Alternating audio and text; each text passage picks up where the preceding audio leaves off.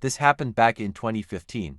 I was driving with my car to a forest a few hours away. I heard about an old abandoned fire lookout tower in that forest. I was super excited to explore it, but I knew it was forbidden to go inside. Still, my curiosity was stronger. It was unsafe because no maintenance was done on it for years. But I had been doing some research, and most people online said it looked very old and unstable. Even so, I decided to check it out myself. From what I read, the last post about it said the tower had been standing for more than 3 years. I honestly didn't know what to expect when I arrived. Eventually, I found a small side path that seemed to lead into the forest. I parked my car, took out my backpack with supplies for about 2 days, and started my hike. The bag had everything I needed to survive for that time. I started walking deeper into the forest. Usually, these hiking trips don't have marked trails, so I was using a GPS device to guide me. It was showing me the way, but I still had no idea what I would face. I walked for about 4 to 5 hours straight, without entering any main trail. The paths I was following were unknown and narrow. The deeper I went, the scarier it felt. The ground inside the forest was full of wild plants and thorns. I kept walking,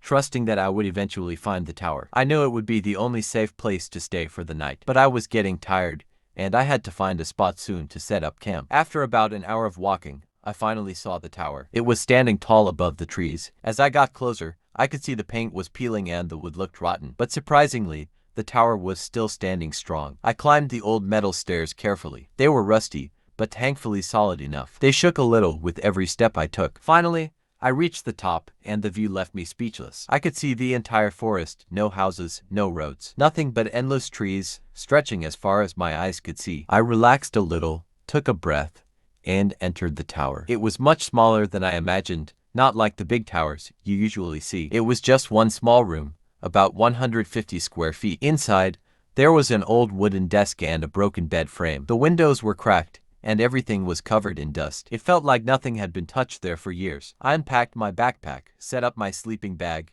and prepared my gear. Then I cooked a quick meal on my small stove. As the sun was setting, I stepped out to the balcony, and I watched one of the most beautiful views I had ever seen in my life. I felt like time passed so fast, and suddenly it was dark. The weather was cloudy too, which meant no moon and no stars. The sky was empty. Nothing was lighting it up. There was nothing I could do, so I just stayed sitting on the balcony for a while. About an hour into the night, I saw something below. There was a light moving between the trees. It wasn't artificial light. It was orange, flickering, fading in and out. It looked exactly like a flame moving through the trees. Not too far from me, the thought that someone else was out there crossed my mind. But in a place this isolated, it was really unlikely. There isn't even a road that leads to the tower, and someone wandering at night with a torch instead of a flashlight felt strange. I kept watching the light as it moved between the trees. Then, after a while, it disappeared. Nothing showed up again for almost half an hour. I stayed sitting quietly on the balcony as the air grew colder. Eventually, I decided to take one last look before heading inside. But when I looked down, I saw someone standing, right in the grassy area between the tower and the forest. He was standing still, staring straight up at me.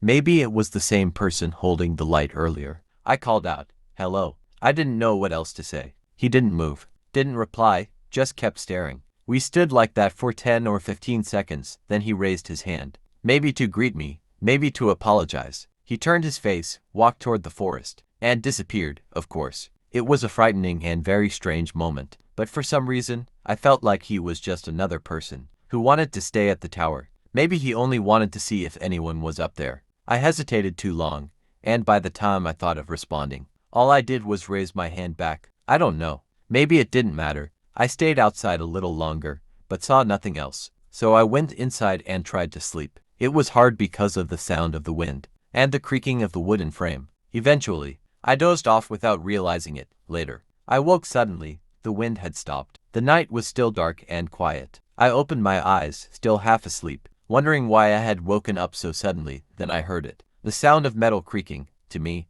it sounded exactly like the iron ladder of the tower. At first, I thought I imagined it, but then I heard it again. And then a third time. Someone was climbing the ladder. I was only hearing the joints creaking at the first step of the iron ladder. With every step outside the windows, the shadow felt darker. I unzipped the sleeping bag, stood up, and my heart began to race. I grabbed my bag and rushed to the balcony within 20 seconds. I carried it with me, trying to steady my breathing, but the sound above kept getting louder. The faster it climbed, the faster my fear grew. But suddenly, the sound stopped just as I reached the balcony, and I froze in my place. I stood still, waiting for any movement, my heart pounding hard. Then, from under the tower, a head slowly appeared. I panicked, staring down, in shock, unable to process what I was seeing. It felt like someone was right there on the ladder, confused and terrified.